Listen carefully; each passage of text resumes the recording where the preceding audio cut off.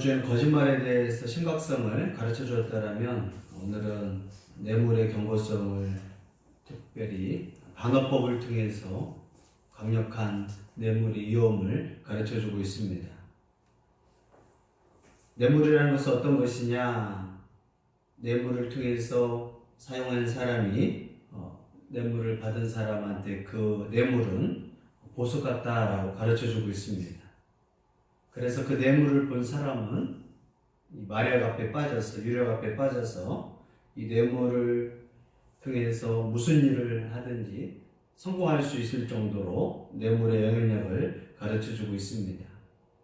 어떻게 보면 지금 뇌물에 대해서 강력하게 강조하고 뇌물을 사용하라고 할 정도로 뇌물의 유력을 잘 설명하고 있습니다. 우리가 아무 조건 없이 사랑을 베풀 때 주는 것을 선물이라고 합니다.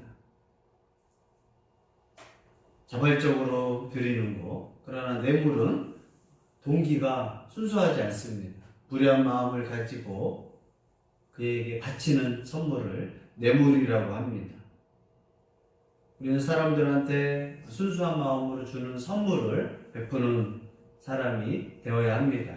그러나 반대로 순수하지 못하고 무슨 이익을 바라면서 주는 선물을 우리는 뇌물이라고 합니다.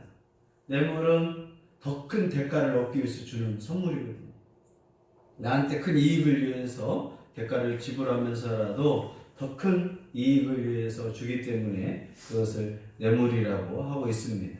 근데 잠언에서는 지금 이 뇌물을 보석 같다. 또 이 보석이라서 사람 마음에 매력을 주고 매력적이라서 사람 마음을 열게 한다.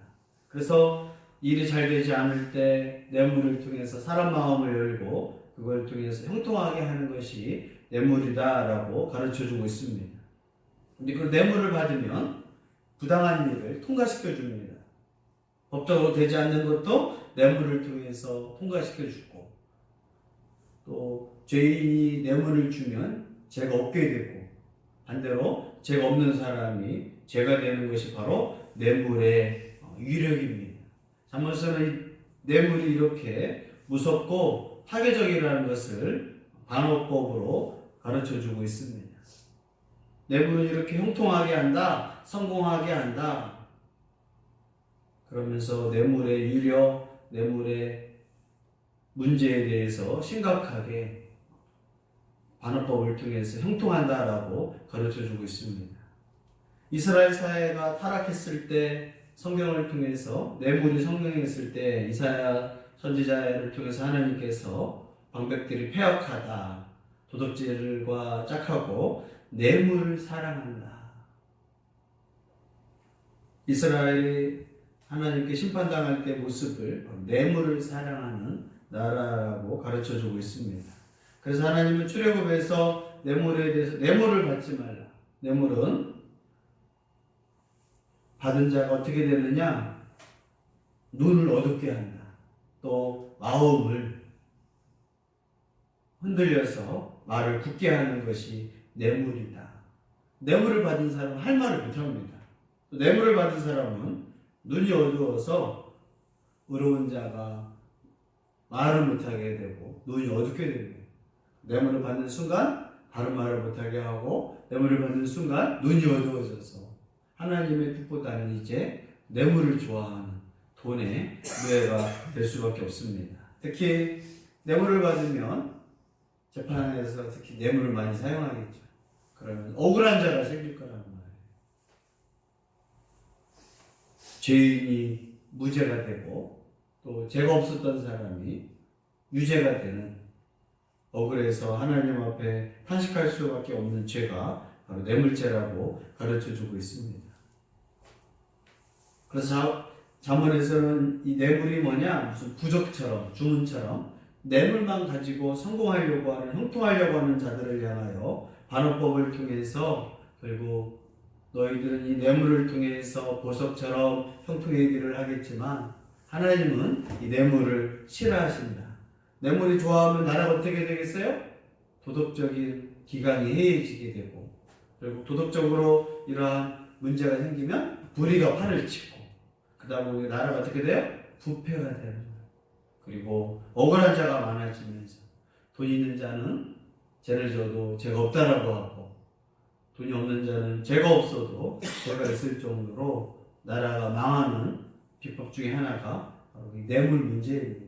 그 대한민국 청렴도, 경찰의 청렴도, 각 나라의 대통령들이 이제 뇌물에 대해서 많이 재판을 받게 됩니다. 특히 대한민국의 대통령들, 정치가들은 이 뇌물을 받기 때문에 지금 많이 감옥에서 또 재판을 받기도 합니다.